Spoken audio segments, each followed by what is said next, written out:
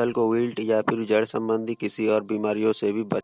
और एक बात का हमें अच्छे से ध्यान देना चाहिए कि जब हम बरसात के मौसम में मिर्च या टमाटर की खेती करते हैं तो जिस खेत में हम इसका फसल लगाते हैं उसको पहले से ही जल निकासी की व्यवस्था कर लेना चाहिए, क्योंकि जल भराव होने के कारण विल्ट की बीमारी आने का खतरा ज़्यादा होता है। तो दोस्तों, ये था प्रिवेंटिव मेथड। कभी कभार प्रिवेंटिव मेथड अपनाने के बाद भी फसल में विल्ट की बीमारी आ जाती है, तो उससे बचने के लिए जब आप कभी भी कृषि वैज्ञानिक का सलाह लेते हैं या फिर किसी दुकानदार से पूछते हैं कि इससे कौन सी दवाई का प्रयोग करना चाहिए, तो हमेशा आपको यही जवाब मिलता है कि आपको एंटीबायोटिक या फिर रिडोमिल गोल्ड या फिर नेटिवो का बेयर का जो आता है वही प्रयोग करके इस बीमारी से निजात पा सकते हैं, जबकि ऐसा बिल्कुल भी नहीं है। किसी भी फंगिसाइड या एंटीबायोटिक के प्रयोग करने से विल्ट की बीमारी को कंट्रोल नहीं किया जा सकता है।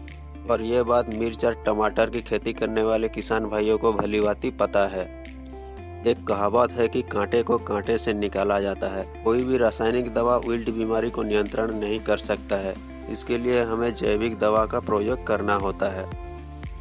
ये जो दवाई आप मेरे हाथ में देख रहे हैं, ये एक ऑर्गेनिक दवाई है और इस दवाई के अंदर लाइव बैक्टीरिया होते हैं। जिस तरह ट्राइकोडर्मा विरिडी में लाइव बैक्टीरिया होते हैं और वो पौधे के जड़ संबंधी बीमारी को नियंत्रण करने में इस्तेमाल किया जाता है, उसी तरह इस दवाई में 35 से भी ज़्यादा तरह के अलग अलग तरह के बैक्टीरिया होते हैं जो पौधे के हर तरह के जड़ संबंधी बीमारियों को कंट्रोल करने में मददगार साबित होता है।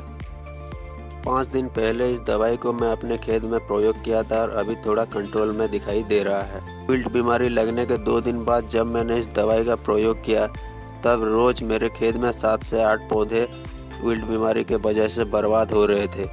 अभी रोज 3 से 4 पौधे बर्बाद तो हो रहे हैं, क्योंकि जिस पौधे में इस फंगस का अटैक हो गया है उस पौधे के तो बर्बाद होने ही है, लेकिन जो दूसरे पौधे हैं उसमें फंगस का अटैक होने से बचा जा सकता है।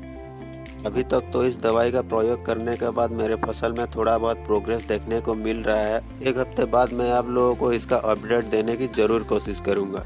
तब तक के लिए आप हमारे चैनल से जुड़े रहिए। धन्यवाद।